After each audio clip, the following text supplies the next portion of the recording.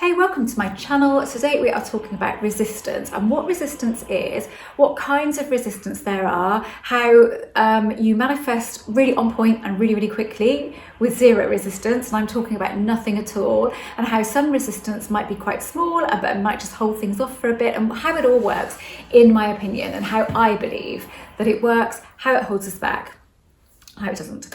Okay, so I'm going to give an example, and Eliza, one of my coaching clients, has very kindly allowed me to give this example, and it's huge, it's awesome, and it wasn't something that we had spoken about her doing. It's just something that I was talking about, making it simpler, like putting in a simple wish, just deciding on what your intention is and working with that rather than try. So, but we hadn't talked about money.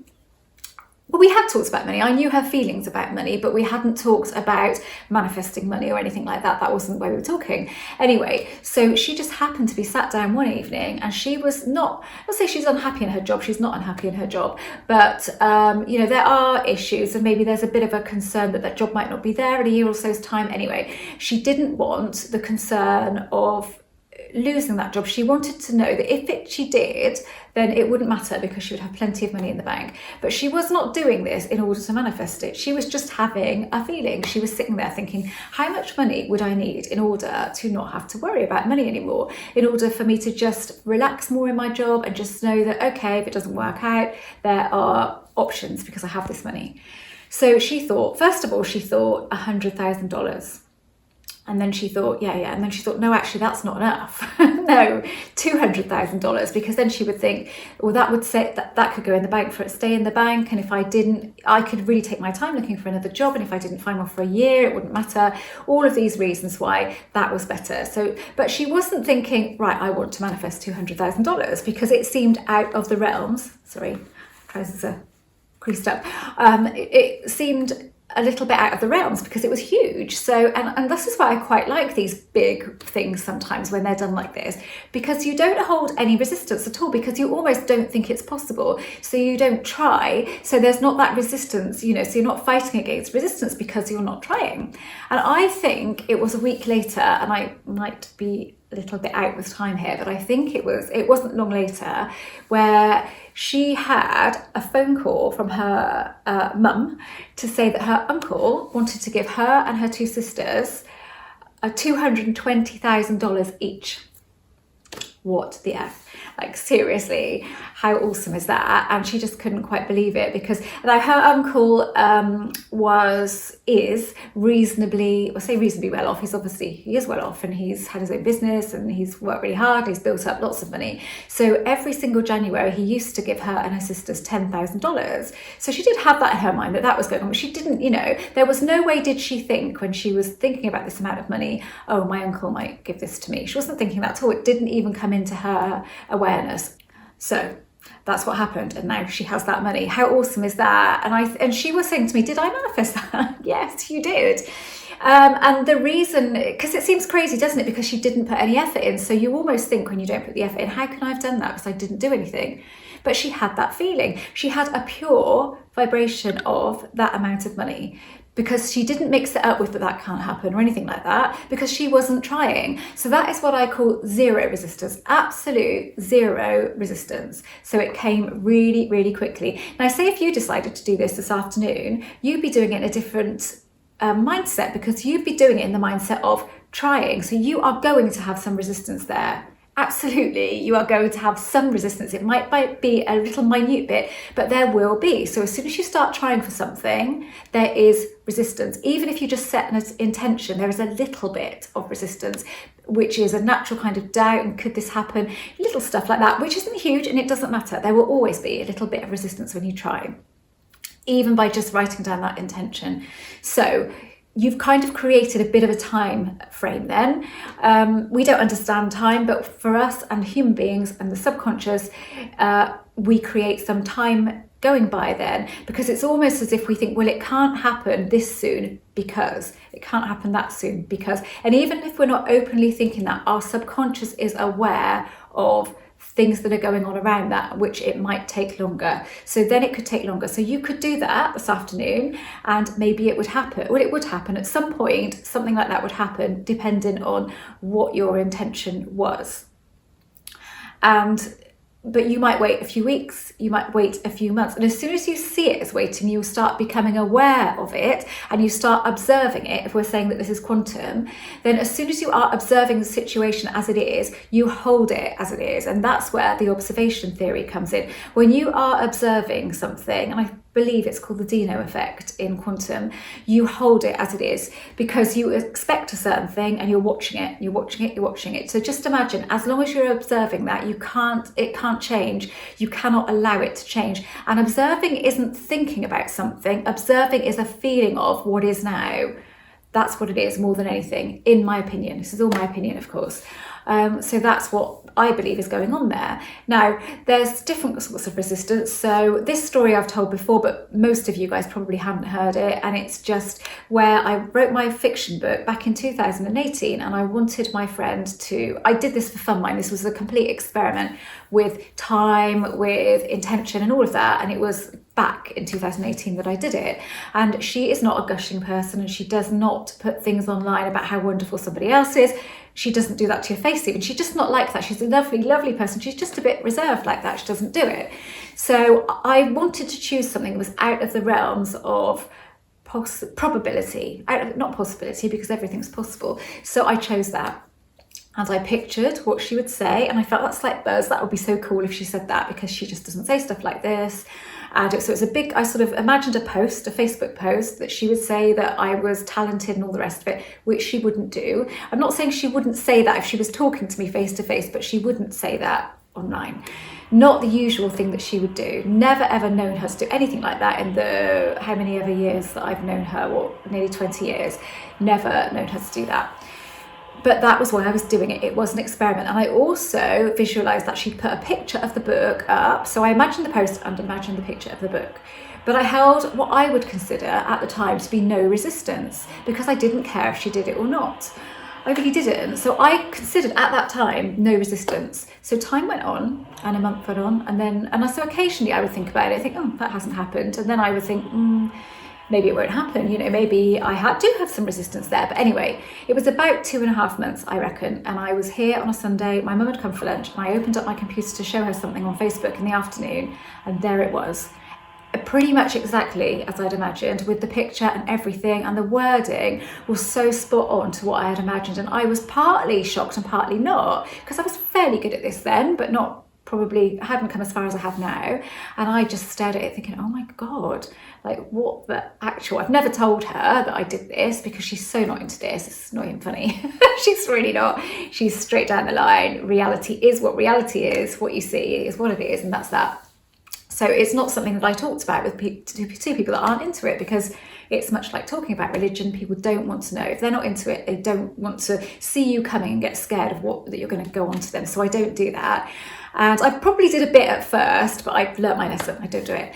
And anyway, so that happened. So I kind of was amazed at that, and that was awesome, and I loved it, and I didn't question it. But years, later, a couple of years later, I thought, okay, now why did that take 2.5 months? Because I don't think I had any resistance. And then I thought, actually, subconsciously, I knew that she was really busy because she has her own business, and I knew that she didn't have much time. I knew that she hadn't bought the book at the time. So there were all facts and things that I knew about that situation, but that I hadn't brought to the surface. I didn't think was something that would hold me back, because it wasn't concerning me at the time. I was just manifesting this. But of course, on a subconscious level, I knew all of that. And so I came to the conclusion that that was why it took longer, because subconsciously I thought she's got to buy it. She's got to have some time. She's got to have time to read it, buy it, read it, and all of that. And that's going to take time. So I really do truly believe that that's why that took about that amount of time. So I hadn't dealt with that. So maybe if I had decided to do this and thought, okay, I'm going to do this, what's going on? What's her situation at the moment? And why might that be held up? And I might have brought that to the surface. Well, I would have. This is how I would have done this now, and thought, okay, well, it doesn't matter. Yeah, she is busy, but she can always find time. Doesn't take long to order a book online. Doesn't take that long. I know she goes to bed reasonably early. She could sit up in bed for a few evenings, 2 or 3 evenings, and read that. I would have then dealt with that, and I think it would have happened sooner. And then I would have forgotten about it. Happy days. But I didn't, because I didn't realise that I had any resistance. So that is resistance, but it isn't a bad resistance, because you're not even aware of it. So you're not bothered by keep looking at, observing, and waiting for it to happen. So that's a different level of resistance. So have a look at what's going on in there. If you think you've got no resistance, really think, what do I think about this situation? Could I have anything deep inside of me that is holding this back, and not in a hugely bad way, but something that I could, something that is there on a subconscious level, and it could be something as little as that. So if it's money or something like that, or even a relationship with somebody that you've never met before, or you've never had a relationship with before, anything like that, look at what's going on, and that will be putting it back and changing the time. I know time probably isn't linear, but we think that it is, so it goes on what we think, doesn't it? Okay, so that's that level of resistance. Then there is huge resistance of, okay, you've split up with somebody and this happened and that happened, and how then I was somebody else, how could that happen if there was somebody else? So you've got all of that resistance stuff going on, questioning how on earth it can happen. And if you are on one hand trying to make that happen, trying to bring that relationship into your life, but on the other hand you're very aware of all of that other stuff and you are unbalanced, so all that other stuff is up here and the desire is down here, this is more dominant. If that's more dominant, and that's your resistance, that's more dominant than the thing that you're trying to create, the manifestation, so that will win. So that's resistance, and that will decrease over time if you allow it to decrease. You don't have to work at it decreasing, really. It's just basically set your intention and then try to allow that to decrease, and that is called letting go of it, releasing on it, allowing it a bit more. So that's a level of resistance. Then there is resistance of looking for it. So you're not resistant, you don't have any resentment, you don't have any bad feeling towards the person or whatever it is, you don't have anything particularly negative going on there. All that you are doing is feeling the situation as it is now. So you are constantly living with a very subtle vibration of what is now. That is resistance. Now that can hold it off for the longest time, actually, and that is something definitely worth looking at, because you can get frustrated because you think, well, I'm not attached. Absolutely not attached. So you're not really attached to the outcome. You're not attached to the person or the new job or the new car or the new house. You're not really attached to all of that, but you are attached to seeing it unfold, really, not the actual end product, the more seeing it unfold. But every day, even if it's very, very subtle, you are aware that it isn't here. So you are aware of your situation now. So what's happening is you are living in a feeling state. I really hope I'm explaining this okay. You are living in a feeling state of what is now. So if you are living in that, do you know what you're doing? You are living in the end, but you're living in the end with the wrong feeling. You're living in the end of the feeling as it is now. So you are living in the end, but it's not the feeling you're looking for. So do you know what? It's just a case of addressing it and really feeling that. What is that feeling going on? Oh yeah, that's what it is. And sometimes when you recognize it, that's enough to knock it out or to decrease it enough so that it's not with you every single day. And so you're a bit more balanced, so that isn't your dominant feeling state. So if we're talking about living in the end, that can cause resistance in itself because you are trying too hard. So if you do want to try and balance that out a bit, and you do like the thought of living in the end, but you struggle to do that, I can't do it. I can't live in the end all day and pretend that I've got something I haven't got. Never have been able to, and never will, and it's never held me back. Because what I do is I find that feeling inside. What does that feeling feel like? If I had that now, what would it feel like inside? Okay, and I try to find the feeling of it inside of me, and I might just sit there with that for a couple of minutes, and I have to let it go because then I will start building resistance if I leave it for any longer. That's always been enough for me, and now I have got to that point in my life where I don't even do that because I don't need to.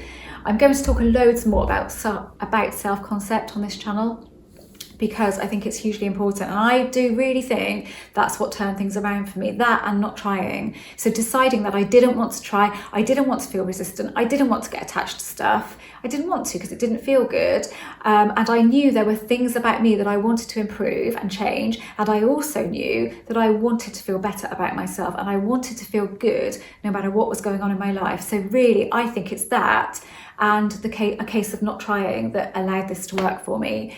And I really do feel like I have a deep understanding of this, which I can't explain. It's so weird. I was thinking about this today because every sort of month that passes, I have a deeper and deeper understanding of it. And I have this deep understanding now that if I want something and I can feel a resistance there, it's not the time. Because if there is a resistance there, it's there for a reason. So I don't even attempt to even desire it. I don't even feel the desire for it. I think, no, I obviously don't really want that now because I'm not ready for it at this moment. So I will revisit it in a few weeks. I always do that now. I say I always do that, and I haven't been doing that for that long. Probably about 6 months or so, that really kicked in, that understanding of, if there's that much resistance there, it's there for a bloody good reason. So it's no point in me even putting in the desire for it. I'll just wait, and I will put in that more pure desire for it, feel that more pure desire for it when that resistance has dropped, and it always does. Just by having that understanding really, really helps with resistance. I really hope that helps. I could go on and on about this because there's a lot to say about it. Maybe I might write something about it. Somebody suggested my next book should be on self-concept, and I think that's a really good idea, and I think I might go down that route. I don't quite know how I'm going to do it. I've had a few thoughts, which is a really great suggestion actually, so thank you so much for suggesting that. That was one of my members, so that's awesome. And yeah, I really think I'm going to go down that route. So I want to do it in a bit of a quirky, different way, and I think I've sort of got my head around that. And actually, I think I probably manifested that from that member, because I was thinking, what am I going to do writing? I am writing a piece of fiction at the moment, and I don't know where I'm going with that. It's more for fun because I don't know where I'm going with it at all. I know where I'm going with the story, but I don't know what I want to do with it. I don't know how I want to get it published, or even if I do, I just don't know. But this kind of self-help stuff, obviously I do. I have a plan with that. So, and I sort of put it out there and I don't really know what to do. And then that happened and it really clicked, and I thought, yeah, why did I not think about that before? It makes so much sense. Because I've written a lot about that. I've written a lot of articles about self-concept and inner peace and all of that stuff. So yeah, anyway, I'm going to stop going on now. Thank you so much for watching. If you haven't subscribed, then I would absolutely love for you to do that. And my son has a Law of Attraction channel, which will be listed at the end and also listed below. I write books and I offer Zoom coaching. My Zoom coaching is getting so booked up. It's going crazy. I think I've got a lot more subscribers now here. So at the moment, I booked up for the next month. I am taking a week off because I will be 50 in a couple of weeks. So I am having a week off and going away for a few days. So, and really going for it with the celebrations for that, because it's awesome, isn't it? Half a century, how awesome is that? So yeah. So I think my next available date is after the 17th of November or something like that. It really is. And at some point soon you'll be able to book via the website, which will be much, much easier for you guys, because then you can just see all those times, look at your local time, work it out and see what is good for you. Right, I really am going to stop now. Thanks for watching and have a lovely weekend.